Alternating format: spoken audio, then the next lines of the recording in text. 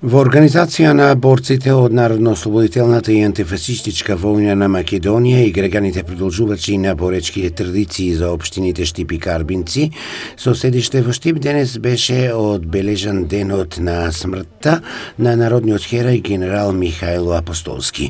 За генерал Михајло Апостолски може многу да се зборува, а неговото дело и значење останува уникатно. Денеска се собра на ово место пред бистата на народиот херој генерал Михајло Апостолски, како би се подсетили дека токму на овој ден, 7 август 1987 година, пред 31 година престана да чука срцето на големиот великан Михајло Апостолски. За великанот генерал Михајло Апостолски многу е пишувано, многу е речено, но неговите дела и активности може да се опишат само на овој начин, да му дадеме достоинствен почет. Покрај војните обврски, Михајло Апостолски бил биран и вршил високи општествено-политички функции.